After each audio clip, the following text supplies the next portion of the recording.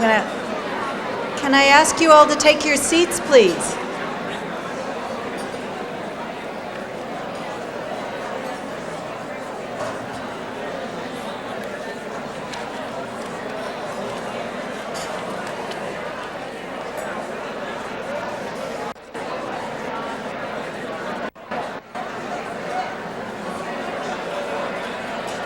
Thank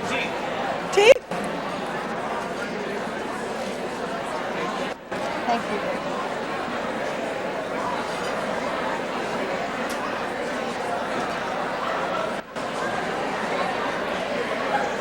Good morning.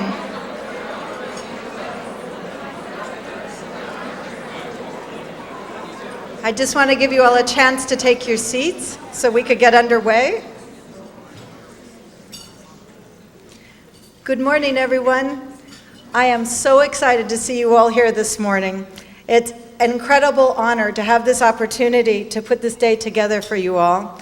And I'd like to welcome John Strube, grandson of the infamous Doc Strube of Santa Anita, to join us and start us off with the Pledge of Allegiance.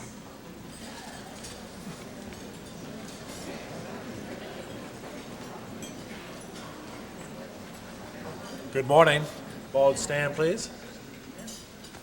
I pledge of allegiance to the flag of the United States of America and to the republic for which it stands, one nation, under God, indivisible, with liberty and justice for all. Thank you.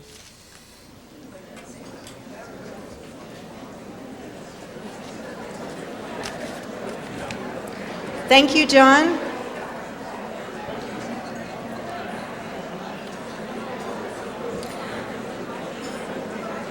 I'd like to give you a little background to today's event.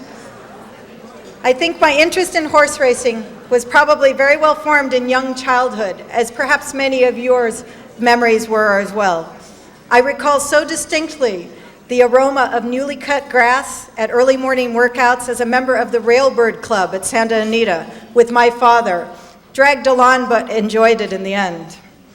It continued into adulthood as I attended many races, especially of note here in Mexico City. And as you can maybe decipher from what I believe is not there yet. Sorry.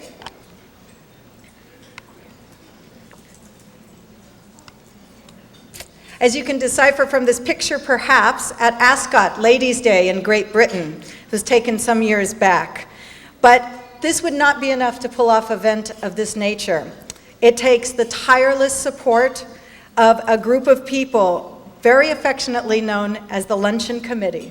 So I'd like to thank you one and all, and especially a thank you to Ed Staus, who has put together everything that you will all see on the screen today.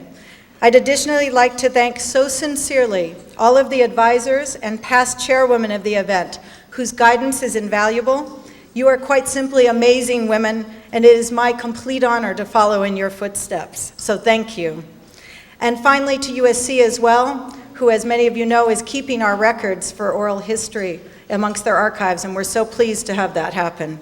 So without further ado, I'd like you to all enjoy your first course, and then we'll get started underway with the program. Thank you. Got all of the rest of our luncheon in as well. Although a member of one of the founding families represented here today by marriage only, Jerry Earl is actually a native Angelino, having been born in downtown Los Angeles only more than a few years ago. He's married to my mother, Chinita, who is Don Jose Sepulveda's great-great-granddaughter.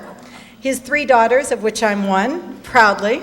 And with a recent addition of my daughter, he's also very kindly known as Ace to his 5 grandchildren. He attended St. John's Military Academy and the UCLA Graduate School of Management. Professionally, he's been associated with Rosemary Reed and Coal of California in management positions, and he's a member of the Board of Directors of the Chamber of Commerce. He joins us today to describe a remarkable event that occurred 150 years ago in Los Angeles, with the hope that you'll find it of unusual interest. So please join me in welcoming Jerry Earl to start us out of the blocks today.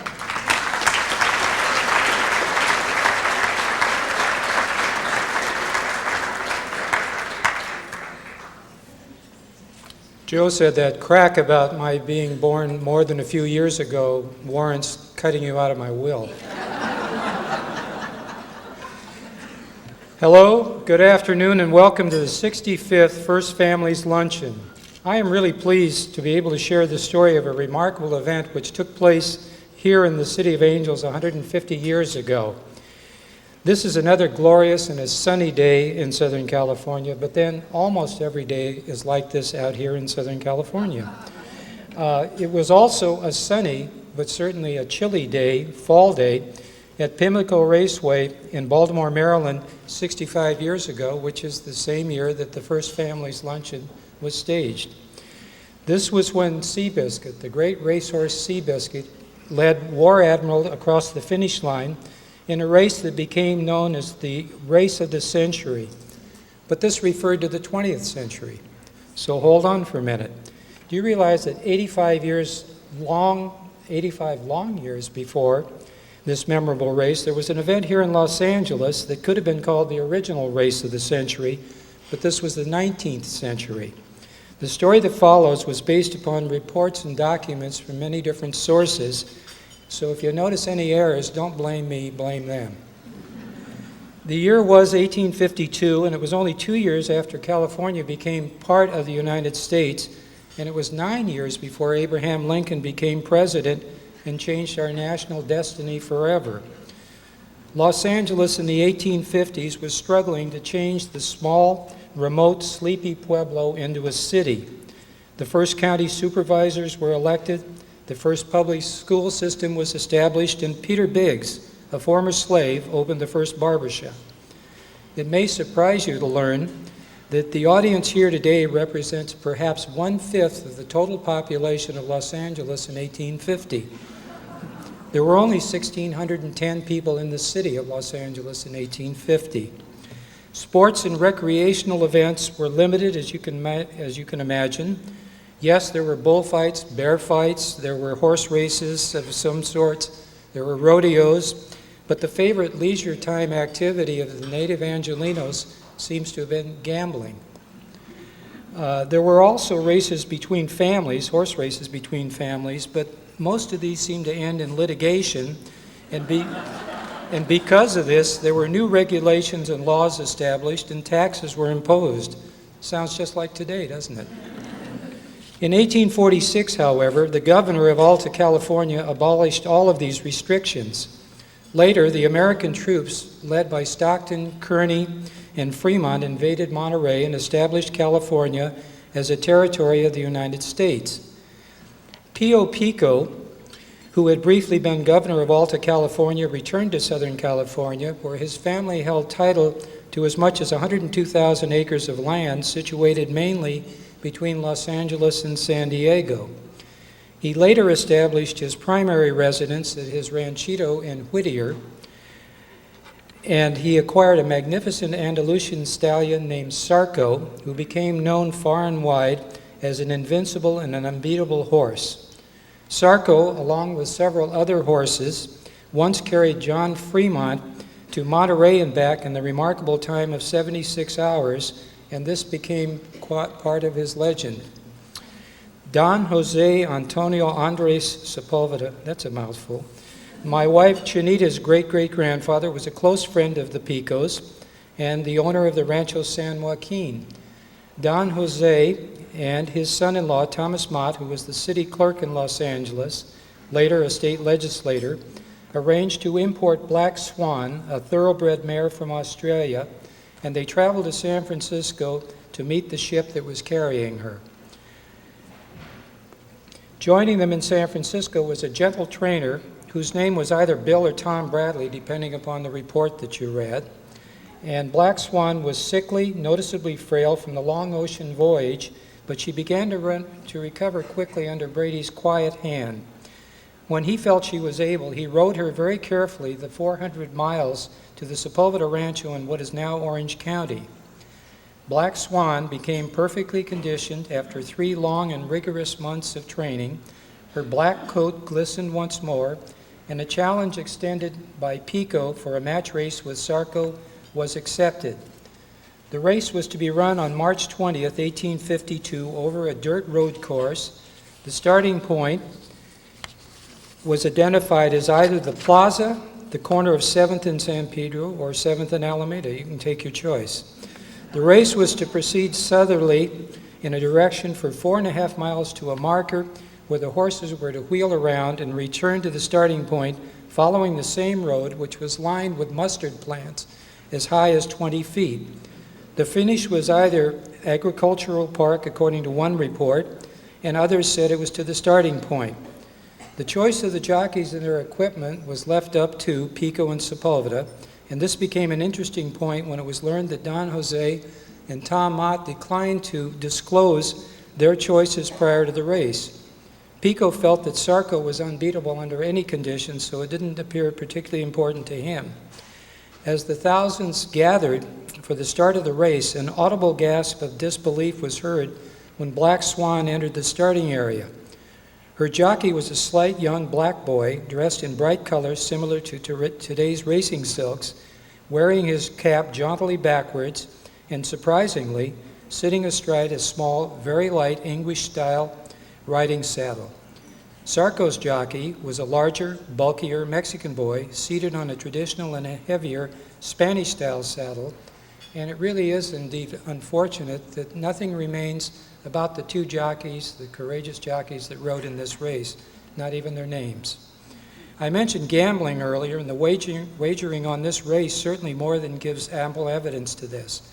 It was reported by one source that as much as $1 million was wagered, and this was gold, cattle, land, family treasures, family possessions. Don Jose wagered $25,000 in cash, 2,000 head of cattle, and bet them all on Black Swan, of course.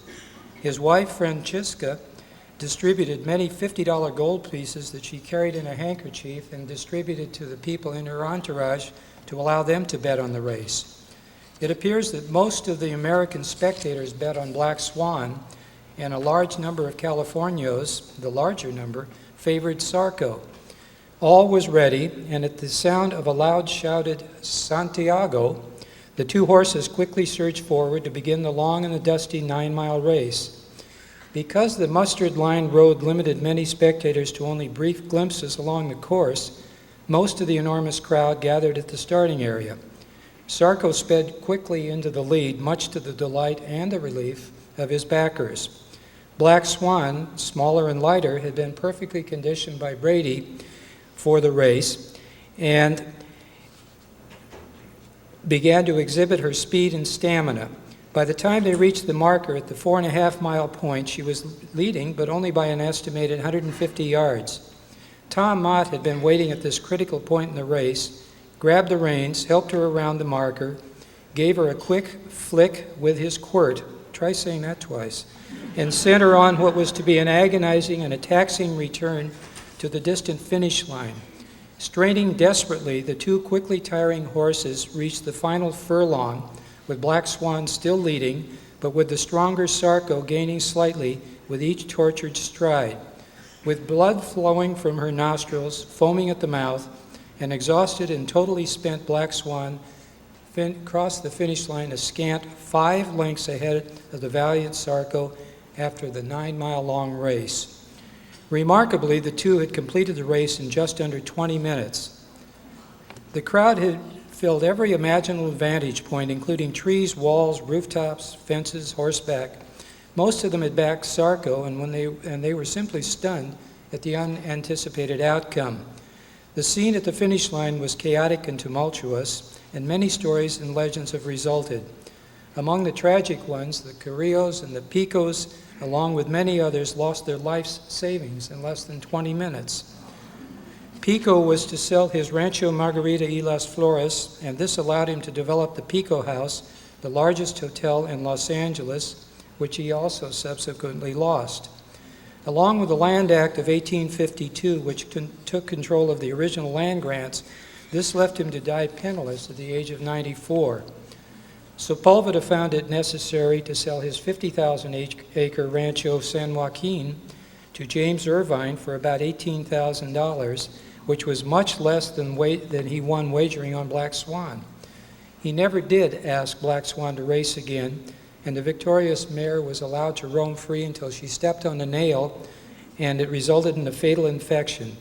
Sarko's saga also seemed to end with this race, although it's rumored that he began a strain of horses that evolved into the popular pacer and trotter racehorses we know today. The race has lived on in a number of ways. One was the Black Swan Stakes, a race run at the Los Angeles Fairgrounds in Pomona. But there certainly were more than 2 horses in this race, and it was certainly a lot shorter than 9 miles. Today we have television, which allows us to enjoy worldwide sports and events like the Olympics, Kentucky Derby, the Breeders' Cup, Indianapolis 500, the Super Bowl, and the championships of golf, tennis, and baseball. But in 1852, in a dusty, remote little settlement way out here on the West Coast, at the dawning of what was to become one of the world's great cities, this remarkable historic event was truly the original race of the century.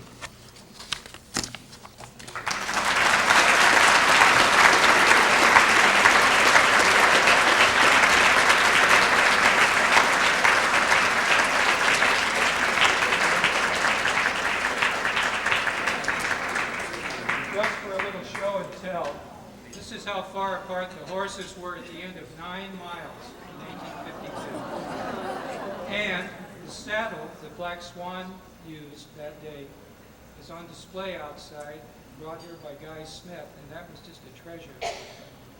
Thank you.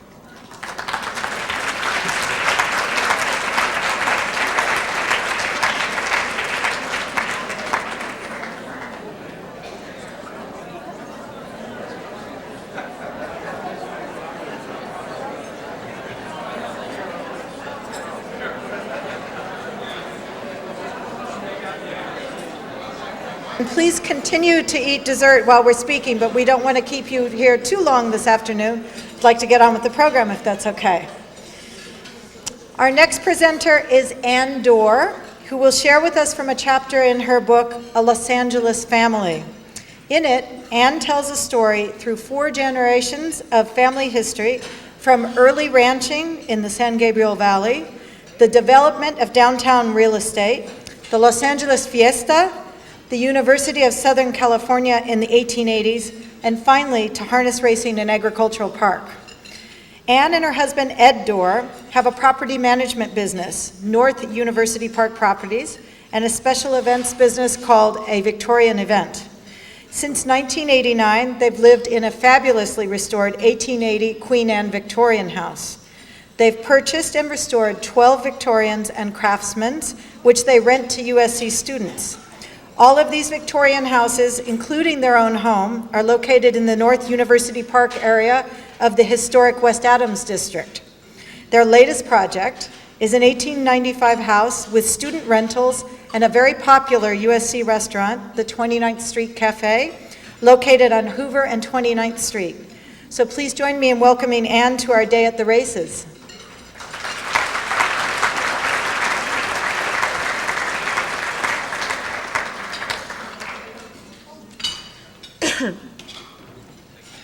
Today I will tell you a story about 3 generations of my ancestors and 3 generations of one line of their horses and their relationship to agricultural park. These were the best years of harness racing, 1870 to 1895. Courier and I, captivated by the drama and excitement of harness racing, show competition at its best. Harness racing, an established sport in the East, the Midwest, and Northern California, was making men rich. It was natural for transplanted newcomers like Luther Titus to see the potential for the sport taking hold here. Before coming to Los Angeles in 1869, Luther Titus had already served as president of the Hamburg, New York Driving Park Association. Agricultural parks were becoming popular throughout the East and the Midwest, where they served as site for fairs, but most importantly, they were built for sporting events in mind. This is a picture of Luther H. Titus, my great-great-grandfather, respected as a breeder of blooded horses. This picture, taken in 1867, is my great-grandmother, Mary Titus Newton, and my great-grandfather, Captain Jacob C. Newton. This picture is my grandmother, Clara Newton Cattern, and my grandfather, Frank Addison Cattern. Luther, with a group of prominent early Los Angeles pioneers, established Agricultural Park in 1870, which served as fairgrounds and, most importantly, a racetrack. Ground was purchased, a grandstand built, and a suitable number of box stalls and a good-mile track was laid out. The place was known as Agricultural Park, and the initial fair and race meeting was held October 1871, 7 months after the initial meeting. This map shows the location of Agricultural Park in what is now Exposition Park. This area of the city was called the West Side.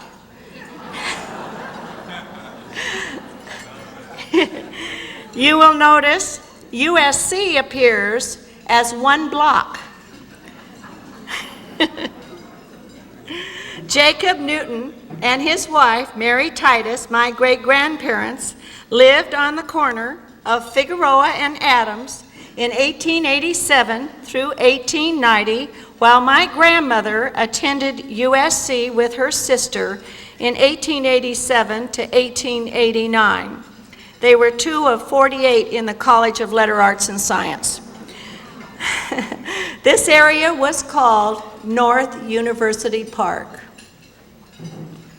During the same year, in 1870, that Agricultural Park was established, Luther Titus traveled to Goshen, New York with the sole purpose to buy a horse of such breeding that it would make his name and increase his fortune. He purchased Echo of the famed Hambletonian stock. Luther Titus then had the challenge of getting his horse back to his Los Angeles ranch, the Dewdrop. A Central Pacific Railroad car was specially outfitted, and they began the trip January 1871.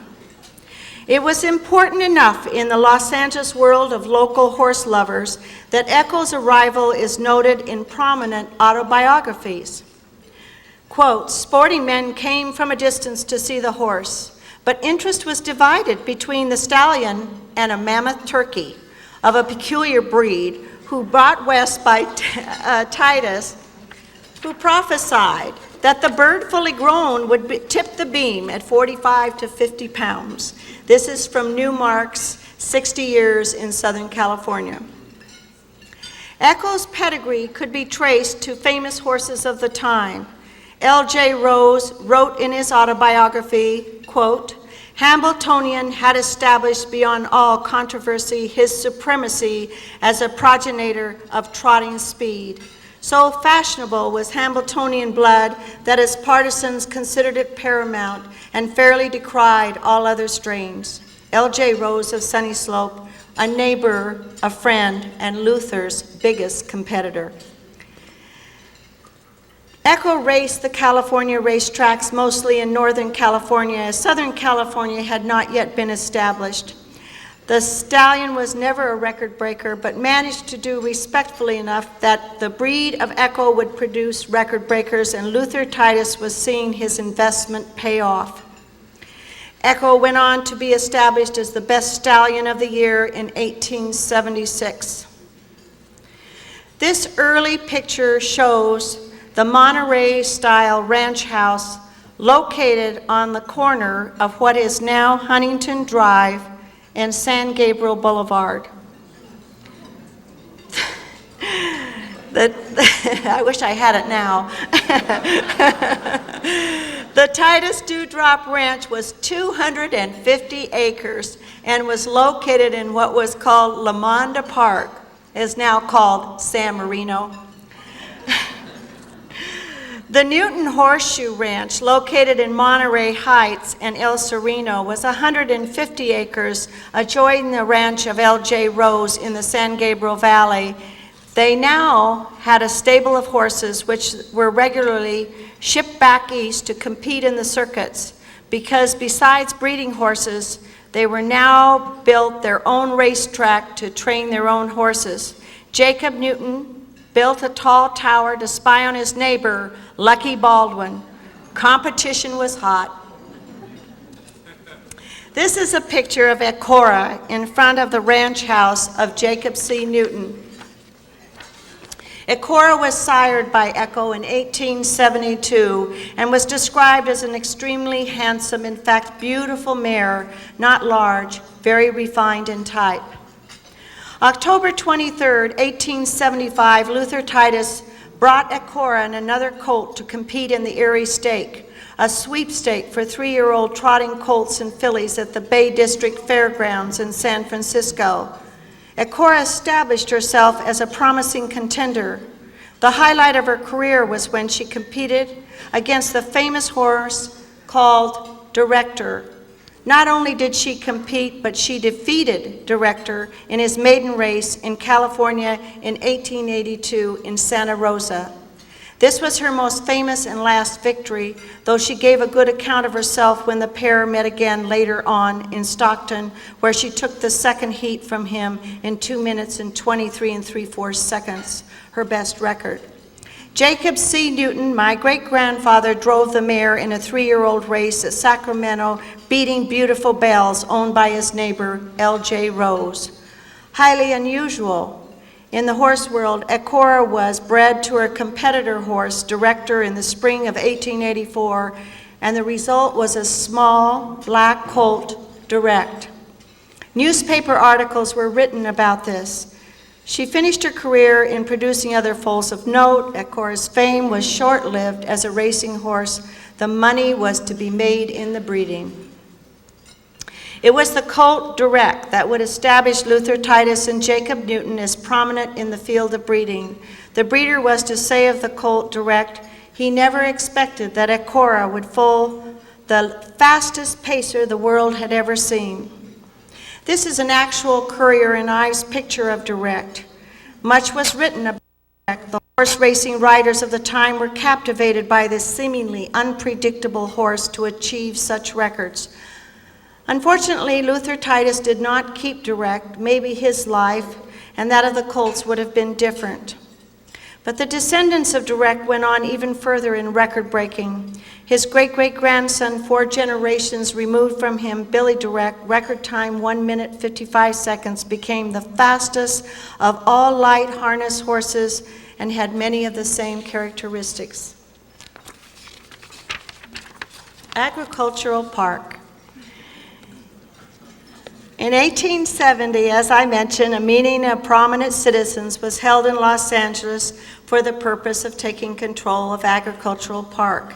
Many of the foremost citizens attended. Among them were Judge H.K.S. O'Melveny, Dr. J.S. Griffin, Judge A.J. King, Colonel J.J. Warner, ex-Governor John G. Downey, F.M. Slaughter, Harris Newmark, L.H. Titus, and Rose of Sunny Slope Farm, to name a few of the original 100 who's who of Los Angeles.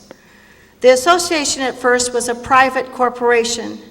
Then in 1880, the land was deeded to the state, receiving state appropriations and known as the 6th District Agricultural Association. The original prominent men in the Agricultural Society issued stock shares, giving them each a paper title to a portion of Agricultural Park. The governor appointed a board of directors on which Jacob C. Newton served as director 12 years and president as 2 years. He was in charge of the county fairs following the 80s, and he held these positions with great pride. Agricultural Park served as the community racetrack for all sorts of races, including horses, dogs, camels, and hosted, among other things, fairs. The decline in 1893. By 1893, American business and industry reached a ceiling of a 20-year climb and went into a tailspin. This was a depression. During the boom times, prices for racehorses had been fantastically inflated. Now came the panic and the years of hard times. The value of racehorses plunged steadily downward and flattened out on a new base. Small breeding farms lost their business. It seemed that the great days of the American light harness horse were about over. Prior to 1893, agricultural park fell on bad times. The local churches and even the University of Southern California took up the cleanup cause. Local newspapers wrote about the complaints that the horse racing encouraged gambling brought upon by excessive drinking, stating that in our midst was the longest bar in Los Angeles. Controversial dog racing became a scandal. Carefully cloaked in the words of the day, but known to everyone, were the houses of prostitution surrounding the park.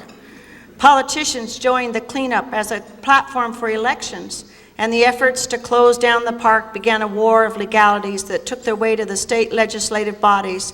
There were certain influences seeking action of the state legislature to divert to private use the title of agricultural park.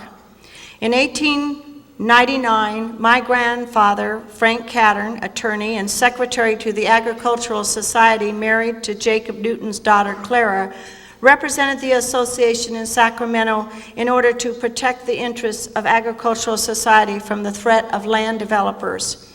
Jacob C. Newton was one of those who fought long and was persistent in protecting the valuable grounds, which were shortly thereafter improved by the county and state for park purposes, preserving this land for all time for the people's use. Later, the park changed its name to Exposition Park, and in 1932 was the site of the Olympics. The Coliseum was built with gymnasiums close by.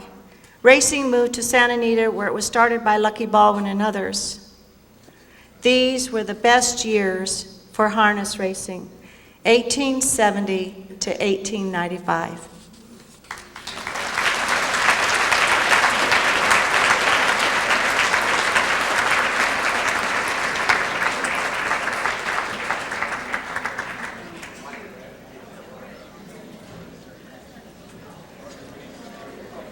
Thank you, Anne. Let's move on now quickly into this 20th century and bring it updated. Our last speaker, Joe Harper, is the president, CEO, and general manager of the Del Mar Thoroughbred Club, joining in 1977. His family background, which I'm sure he'll tell you about, includes fascinating bits of history on both sides, with his maternal grandfather of Cecil B. DeMille, and on his other side, Harper in Harper & Row Publishers. Joe began his illustrious career as the official cameraman to the track at Santa Anita some years back. He's held memberships or directorships for most every important racing association one could name, including Executive Vice President of the Oak Tree Racing Association, past President and member of the Board of the Federation of California Racing, President of the Thoroughbred Racing Associations, Chairman of the Advisory Board for Equine Health at the University of California at Davis, and it goes on and on, from Arizona and beyond, I'm sure. And I've just learned he plays a mean game of polo, as well as being an original circuit rider in the rodeo here. So Joe, we're very honored to hear from you today, and we hope you'll all join me in welcoming Joe to take us to the finish line in style.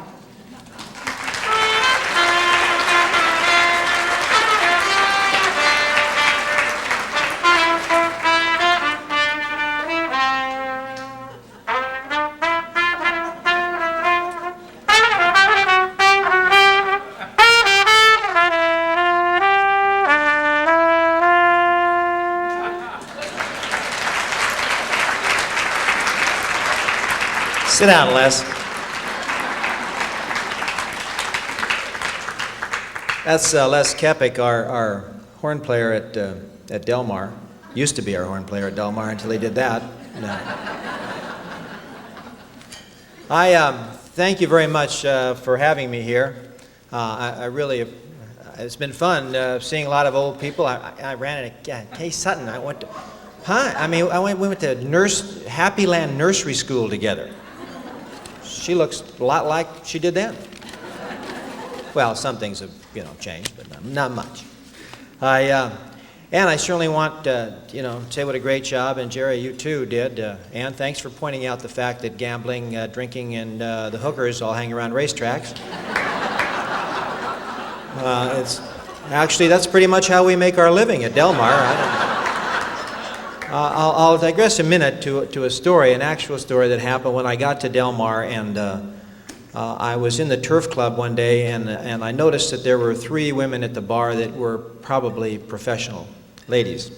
Not probably at all. They were hookers. I mean, unfortunately, they really looked like hookers, too, which made it tough. And some of the wives were complaining that they had been sitting at the bar attracting their husbands. So I went to our director of security, and I said, you got to get rid of those hookers at the bar. It's bad for business, believe it or not. And I said, but before you kick them out, find out whose tickets they're using to get in here. Because, I'd like to really embarrass some guy who's been handing these. So he said, okay, boss, no problem. So he went, and a couple days later, he said, the hookers are gone, boss. I said, good. Whose tickets were they using? Yours.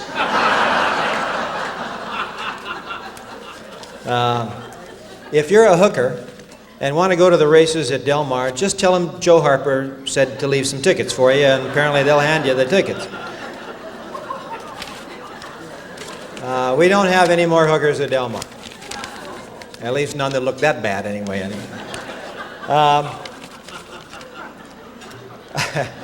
I was very interesting to hear about the families and the racing and the families in general. Obviously, that's very important to the folks in this room, and it's been certainly a lot of fun for me having grown up in Los Angeles. Although we were kind of migrated here back in the turn of the century, it's a typical Hollywood family and a little bizarre. Let me give you a little thumbnail sketch of my family. I know Teresa touched on it. My father's uncles were the Harper Brothers publishing empire. One of them actually sailed on the Titanic. It's true, Henry Sleeper Harper. He was the first Harper ever to be in drag when it came to getting on the lifeboats. So, but he made it, Fortunately, his wife must have been a fairly large woman because he got into her dress just fine and said, yes, I'm here, put me on the lifeboat, and he jumped on there. Actually, true story, he got it, not the dress part, I'm sure, hey, let's go. The guy was sick, I guess, and they took him up on deck, and with his wife, his manservant, and his dog. And he said, I'm really feeling not too well, I gotta sit down. And the crewman with him said, well, why don't you sit in the lifeboat? Smart move. Old cousin Henry, Uncle Henry got in the lifeboat and sat there and eventually rowed away with his dog, his manservant, and his wife. And the rest of the ship went down, which would have been a happy story except for the fact that the press, it's always the press, and they got a hold of it and said, gee, guess who saved their dog when all the kids were dying on the ship, So Uncle Henry didn't want to talk about it much after then. But anyway, he made it. Let's see, where was I? Oh yeah, my father's mother was kind of an interesting broad. She was an actress, and I love to call her a broad because this woman sat erect in a chair for 50 years holding a cane saying, I can't understand a word you're saying. So I'm getting even. Anyway, she was an actress on the legitimate stage, as she always said, in New York around the turn of the century, one a few centuries ago. And my father was born in New York, basically in a trunk behind the stage, the whole thing, and it was pretty interesting. Her father was a Mississippi gambler, and turned out to owning a lot of sporting houses, as we call them. I guess hookers run in this family. I never realized that. But and it's funny because my mother's, this is what my father said, my mother's grandfather was a Supreme Court justice in the state of New Jersey, where my other grandmother's father had those whorehouses back. So, I bet you they knew each other. I knew that. But he did start Monmouth Park, actually, which was kind of interesting. So racing is run in my family since way back then. Anyway, my uncle was Anthony Quinn, the actor. My half-sister was married to Ozzie Nelson's brother. My uncle, Richard DeMille, who was adopted by my grandfather, was in reality the illegitimate son of my grandfather's brother. That made his cousins his sisters. Oh, you think that's bad? While all this was going on, my mother's first husband married my father's sister, which made my half-brother his own cousin. Well, at least he had somebody to play with, you know, even if it was himself. And he was always playing with himself, I'm telling you that.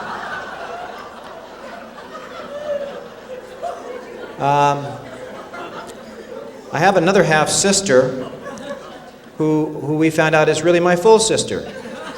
Go figure, this DNA stuff is great, isn't it? Well, enough about the family. Certainly is enough about it. I grew up in Hollywood. Well, I don't think anybody ever grows up in Hollywood, do they? You can grow old in Hollywood, you can grow broke or grow tired or grow goofy, but I don't think anybody really ever grows up. I, somewhere along the line, realized that and decided that after dealing with grandfather and being in a couple of his pictures, The Greatest Show on Earth and The Ten Commandments, I only made 2 pictures. They both won Oscars. I retired. What a deal. I had a sneeze part in the first one. That's if you sneeze, you missed me. And I had a wink part in the second one. You can figure out what that was. So, but I did get $55 a day because I had makeup above the knee. That's a union contract in the motion picture business. If you put makeup above your knee, even for guys, you get extra money.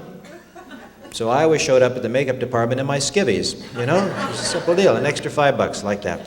Anyway, I decided oh, another thing, I'm glad USC is recording this. Unfortunately, USC recorded my grades. And I went to USC my freshman year and left USC after my freshman year. Remember Dr. Norman Topping? He's probably here today, right? Well, he was a good friend of the family's, and he called me in after 2 semesters and said, "Joe, somewhere there's a university for you. This is not it." So I went to Chapman College, where a couple of years later they pretty much made the same speech to me down there. Anyway, after being thrown out of my 3rd or 4th college, I decided I would go to motion picture business, just like Grandpa did, and so I went to MGM in the mailroom, because everybody that starts in the motion picture business goes to the mailroom.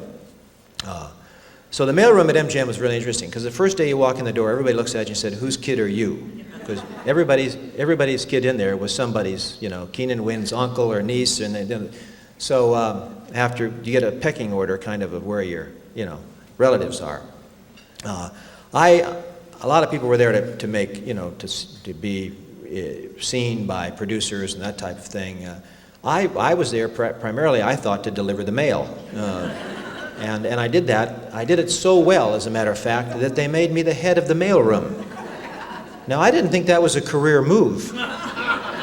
So I left MGM in 1966 and became a cinema photographer, which was interesting in the fact that you join the Cinema Photographers Guild, but you don't join that unless you have screen credit from a picture. You can't get screen credit unless you're a member of the union, which was an interesting concept because that's how they pretty much keep you out of the union. They don't let you make anything. So I made a film, a documentary with a fellow named Joe Burnham, who hired me, felt sorry for me, and gave me some screen credit. There I got my guild card. So if this racetrack thing blows over, I still got my cameras and can go back to doing that. But while I was doing that, a funny thing happened. We started doing a lot of things around the racetrack, making a lot of documentaries, a lot of public relations films, and just basic, commercials. And so in the 1966, the end of the year, Santa Anita's opening day was my first job, actual real live, got a paycheck job at a racetrack. Now I'd been hanging around racetracks since I was a kid because my mother raised horses and it just seemed like a lot of fun to me.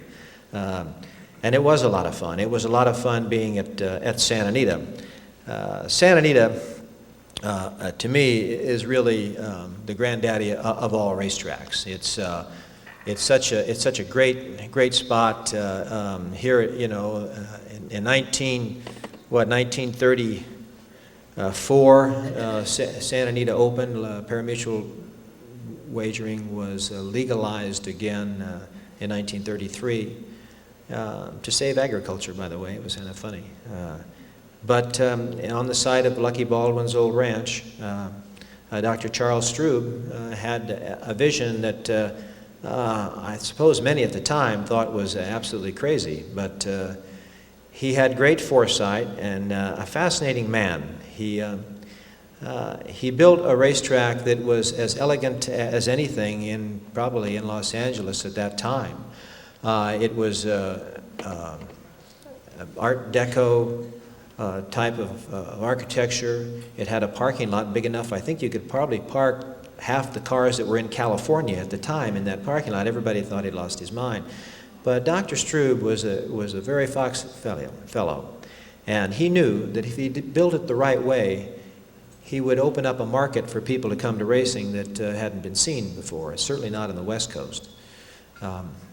He built it elegantly. He imported statues from Europe. He made beautiful formal gardens. And he did something that I think that to this day you could never duplicate. Of course, he had the infield where you could put another 40,000 people if you wanted to, and crowds of 80,000 weren't all that uncommon in those great days. This picture happens to be a handicap day.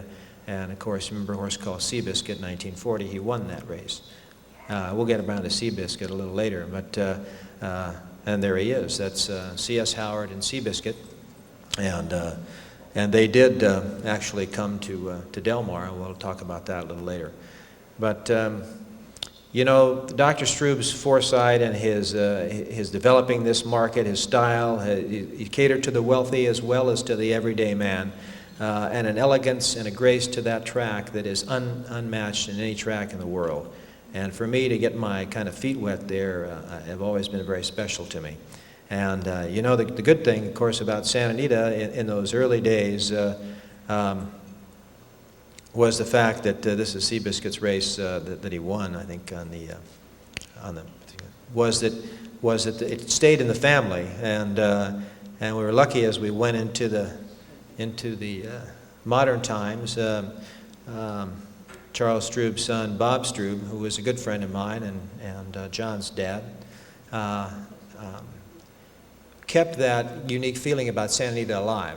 It was a family operation, and I think Bob, a lot of us always thought in the early times when I met Bob Strube that he was, he'd inherited the thing, he was just going to go along with it. And it wasn't until later in life when I was in management at Oak Tree at Santa Anita, which was the fall meet at Santa Anita in 1971 when I started. Bob came into my office and he said, I know this is your meet, but he said, I thought maybe you'd like to walk with me and I'll show you what I do before every meet. I said, okay.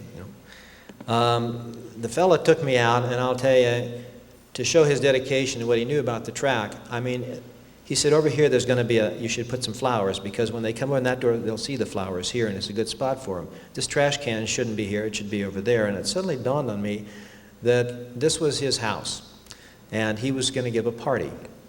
And when he put it together in such an eloquent way that no matter whether you came into the Turf Club, whether you were Hal Roach or one of the directors or the Aga Khan, or whether you were just a guy that worked at the gas station down the street in Arcadia, you felt like you were part of something very special.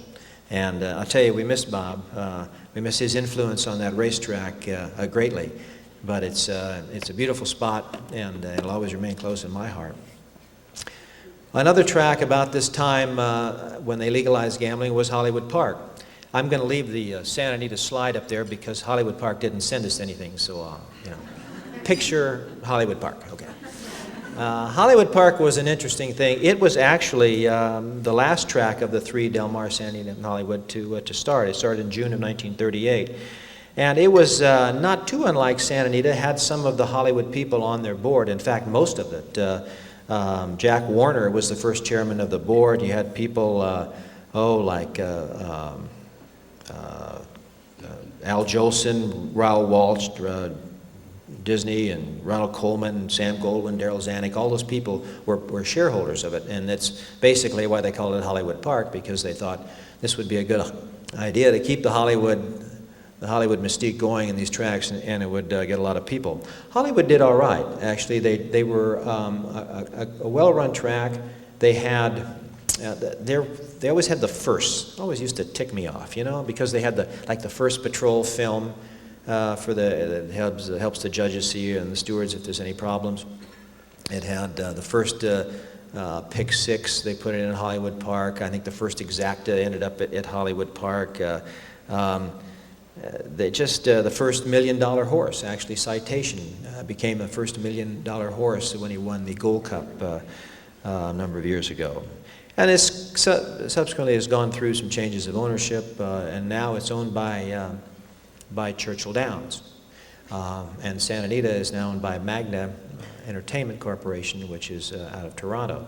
So those two tracks have changed drastically, not just in their ownership, but in their personality. And I think that's one of the reasons that they're not doing well. Santa Anita and Hollywood Park's attendance, if you add them up, don't match one day of Del Mar. Interesting, isn't it? So, geez, what good management at Del Mar can do. I think that, in getting to Del Mar was unique. I mean, it was a track that was started by Hollywood. The fellow that's on your left there is Bill Quigley, who is the first kind of Joe Harper of Del Mar. Obviously, I don't have any of those kind of shoes, and I got to get one of those hats. The guy in the middle, of course, is Bing Crosby, and Pat O'Brien is over on the right. Bing Crosby started Del Mar because he actually owned a ranch right up the road, and the old Asuno Ranch in Rancho Santa Fe, and he thought it would be nice to do something down here, and this was in 1937, and he decided, you know, I need to do something here, and I'm going to talk to the state of California, who actually owned the land, and still does, where Del Mar is, and with the help of the WPA, some of you guys that have been around the Depression will remember the WPA, but that was a group of people who were out of work and knew nothing about building racetracks, and ended up building the racetrack, which is why we had to build a new one some 30, 40 years later. But Bing and the boys started it, and Bing had an easy way of getting it to work. All he did was bring everybody down from Hollywood that he could think of and put them in the grandstand. Now, remember, 1937, Bing Crosby was as big as you could get in Hollywood. When Bing said something, everybody jumped to it. In fact, it's interesting, Bob Hope was down there not too long before he died, and we were talking one day, and I said, you used to come down here with Bing. He said, oh, if Bing said come down, man, we came down. And he said, it's fact, he said, we used to play the piano and clown around on the patio after the races. One Saturday we were doing this, and we thought to ourselves, these guys are loving this act, why don't we make a picture? And that's where the road pictures were born, was right there on the patio at Old Del Mar Racetrack. As you know, Del Mar was a kind of track that you can see from this aerial picture, like a lot of those old tracks, were out in the middle of nowhere. I know the first thing I see is, I didn't know I'd buy all that land around there. But Del Mar was a track that actually waited for their first race. They wouldn't put the first race on until the train from LA came down. So, I mean, it wasn't like San Diego, 8 people, come on up, you know. No, it was the Los Angeles crowd that kept Del Mar in the beginning. And one of the interesting things about Del Mar was the fact that Bing and C.S. Howard were such good friends that Bing decided to convince C.S. Howard to run Seabiscuit at Del Mar in a match race, which was interesting because, you know, who the hell's going to beat Seabiscuit? Well, Bing Crosby had a horse, and the horse was from South America. Ligarodi was his name, and a jock named Speck Richardson was his rider. At the time, Seabiscuit was... geez, you know, I lost my mind. Anyway, it was the jockey that wasn't It wasn't the jockey that got hurt all the time. Was the other guy, whatever his name was. Barbara, what's his name? You know. Anyway, okay. Anybody? George Wolfe. Yeah, Georgie Wolfe. Right. I knew him. My best friend, George. How can I forget him? George was on Seabiscuit.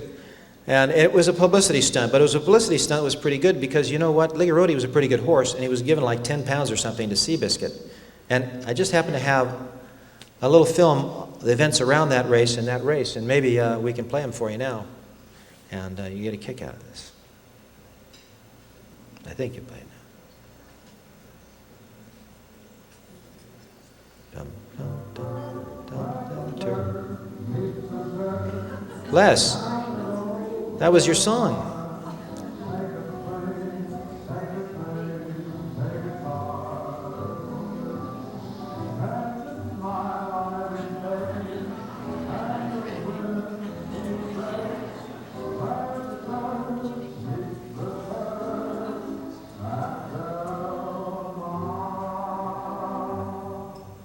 Sea breezes, summer sunshine, and creation's most beautiful animal. The combination is irresistible. A racetrack near a little village off the Pacific Ocean was an enticing idea hatched by a group of Hollywood high-rollers back in the 1930s. But would the best horses and best jockeys show up? And would the beautiful people flock south from LA to play the ponies? On July 3rd, 1937, Bing Crosby had his answer. There he was, welcoming that first wave of fans to the new Del Mar racetrack. Crosby and his pals made Del Mar a summer haven for the Hollywood crowd. They preferred to be by the sea more than any place else, including Philadelphia.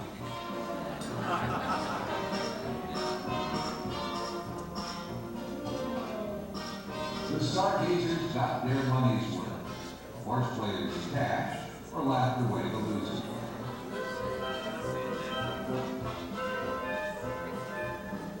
And everybody danced and sang till dawn. It was better than the private playground.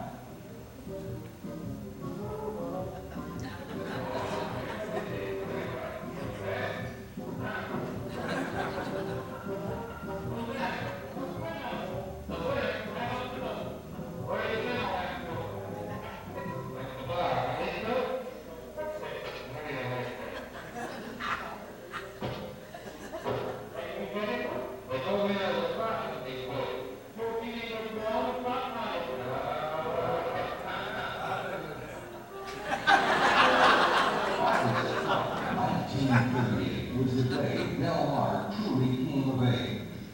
America's sporting press headed west to watch Charles S. Howard's popular Seabiscuit take on the Argentine horse Ligarodi, owned by Crosby and Howard's son Lynn. Now, even though he was carrying 15 pounds more than his younger rival, they dueled through the stretch. And while the crowd watched the horses, the stewards were witnessing an outright brawl between the two riders. The inquiry took forever, but the result stood. Seabiscuit had won. Both jockeys were cited for rough riding, and Del Mar was on the map. As Del Mar grew through the years to become one of the country's leading tracks, the place retained a feel for its own past. Well, yeah. That gives you a little idea of what it was like in the old days. It was interesting in that race because the stewards knew something was wrong, but it was before that patrol film that I talked about, so they had to go under just what they observed and what was told them by the patrol judges around the track. It was decided that both riders were guilty, so they let the winner stand, and Seabiscuit took the purse. About 3 days later, one of the stewards went to the movies up in Solana Beach. There was a theater up there, and they had the newsreel of the race, which he'd never seen. He saw the film, not necessarily that film, but some other ones that showed a little bit more of the two jockeys, and he rushed back to the track, called both jockeys in, and wanted to suspend them for a year Fortunately, they kind of talked each other out of it, and the stewards ruled that they suspended them for a few weeks, both of them, I think, because of the rough riding. Spec Richardson I ran into shortly before he died a number of years ago, and I brought him to the track and to give a trophy away. It was kind of neat. And I said, Spec, what kind of race was it? He said, it was the roughest race, he said, I've ever been in. He said, we were kicking and spitting at each other and hitting them with our whips. He said, I locked Georgie by the knee and I wouldn't let him by, and then he reached up and hit me with his whip and almost knocked my eyeball out. And I said, just the two of you, and it was the roughest? He said, absolutely. He said, we didn't know it was a publicity stunt. He said, we were trying hard. So it was a great race, and it certainly put Del Mar on the map.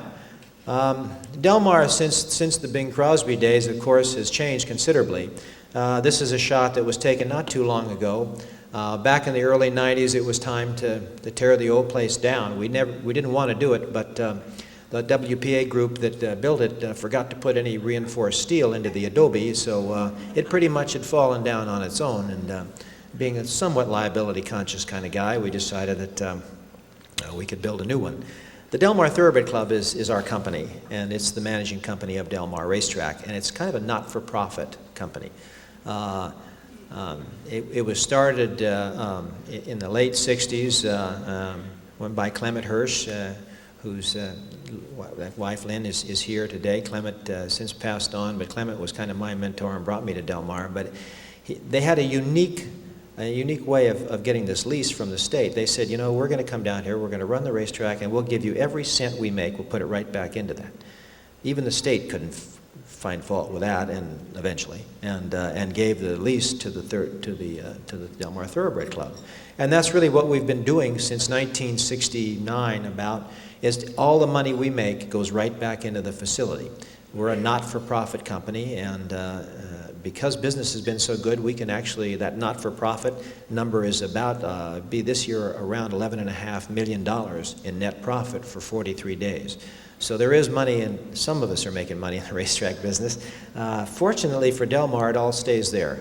And we built in 1990, in 2 years it took us to do it, but we built an $80 million grandstand that's probably now in well over $100 million. Half a million square feet, and it's a beautiful facility, and it consequently has kept our business going very well. It's the paddock that is probably considered one of the greatest paddocks of any track in North America, and its business is very good. We've just completed the most successful meet we've ever had. Our daily average handle was $13 million. Now that's every day. Now, a lot of that comes from off-track. The business has changed considerably. A lot of the money comes from some other place than your own grandstand. But for us, the most important number I think we can see is the growth of on-track attendance, because that means new friends. And our attendance was very strong, very, very strong this year. Of course, it's, if you don't count Saratoga, we're the highest in the country, but it's certainly the highest in California by a lot, where we're getting daily average crowds of 16,000.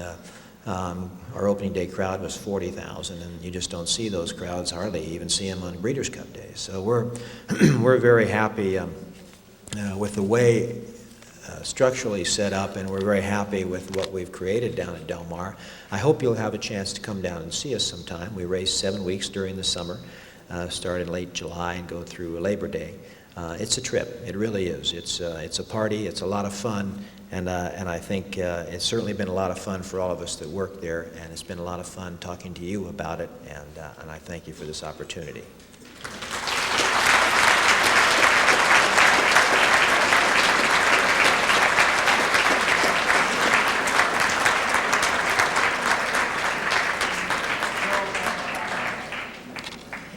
Thank you all so much, especially to our speakers, Jerry, Ann, and Joe.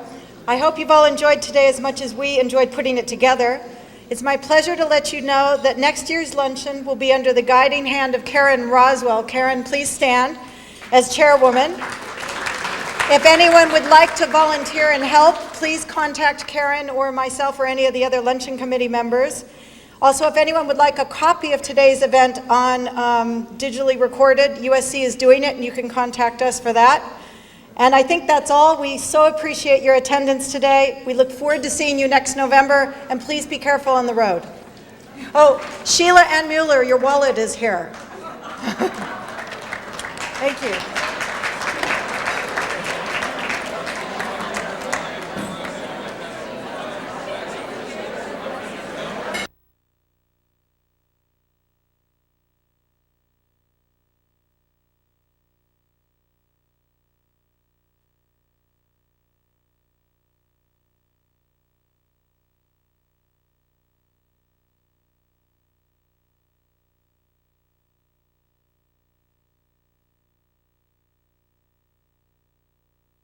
Wouldn't quit even though he was carrying 15 pounds more than his younger rival.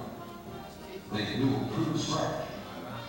And while the crowd watched the horses, the stewards were witnessing an outright brawl between the two riders. The inquiry took forever, but the result stood. Seabiscuit had won. Both jockeys were cited for rough riding, and Del Mar was on the map.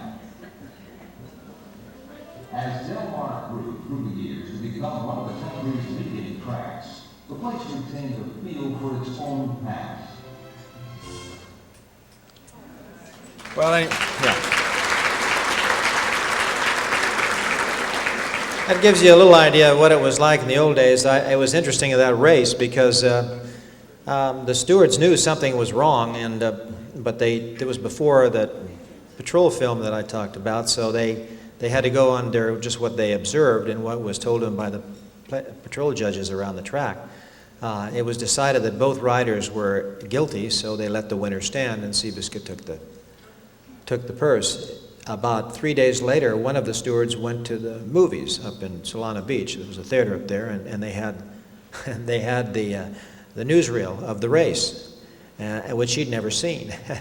He saw the film, not necessarily that film, but some other ones that showed a little bit more of the two jockeys, and he rushed back to the track, called both jockeys in, and wanted to suspend them for a year.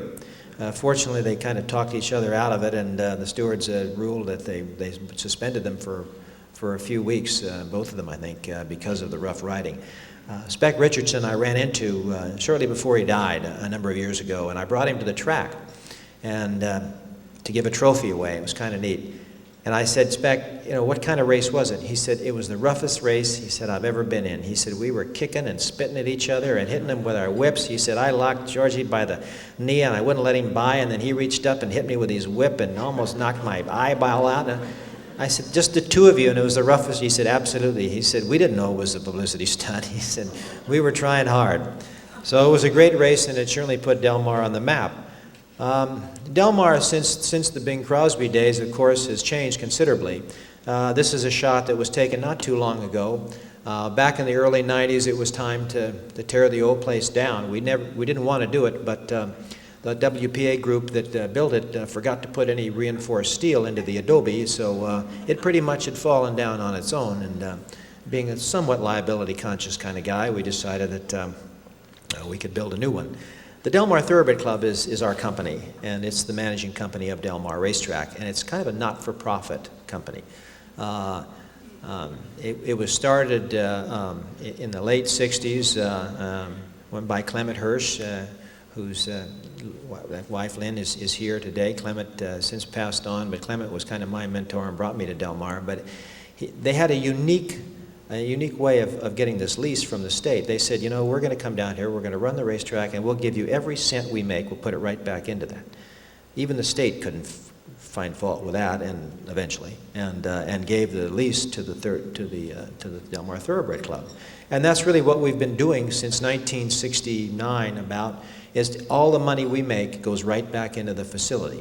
We're a not-for-profit company, and because business has been so good, we can actually, that not-for-profit number is about, be this year around $11.5 million in net profit for 43 days. So there is money, and some of us are making money in the racetrack business. Fortunately for Del Mar, it all stays there. And we built in 1990, in 2 years it took us to do it, but we built an $80 million grandstand that's probably now in well over $100 million. Half a million square feet, and it's a beautiful facility, and it consequently has kept our business going very well. It's the paddock that is probably considered one of the greatest paddocks of any track in North America, and its business is very good. We've just completed the most successful meet we've ever had. Our daily average handle was $13 million. Now, that's every day. Now, a lot of that comes from off-track. The business has changed considerably. A lot of the money comes from some other place than your own grandstand. But for us, the most important number I think we can see is the growth of on-track attendance, because that means new friends. And our attendance was very strong, very, very strong this year. Of course, it's, if you don't count Saratoga, we're the highest in the country, but it's certainly the highest in California by a lot, you know, where we're getting daily average crowds of 16,000. Our opening day crowd was 40,000, and you just don't see those crowds, hardly even see them on Breeders' Cup days. So we're very happy with the way structurally set up, and we're very happy with what we've created down at Del Mar. I hope you'll have a chance to come down and see us sometime. We race 7 weeks during the summer, start in late July and go through Labor Day. It's a trip. It really is. It's a party. It's a lot of fun, and I think it's certainly been a lot of fun for all of us that work there, and it's been a lot of fun talking to you about it, and I thank you for this opportunity.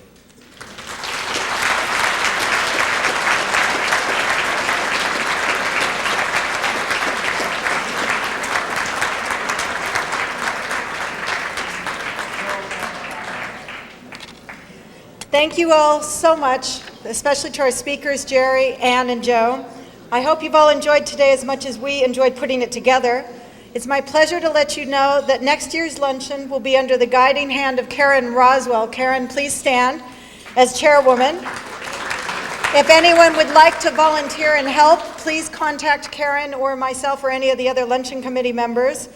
Also, if anyone would like a copy of today's event on digitally recorded, USC is doing it, and you can contact us for that. And I think that's all. We so appreciate your attendance today. We look forward to seeing you next November, and please be careful on the road. Oh, Sheila Ann Mueller, your wallet is here. Thank you.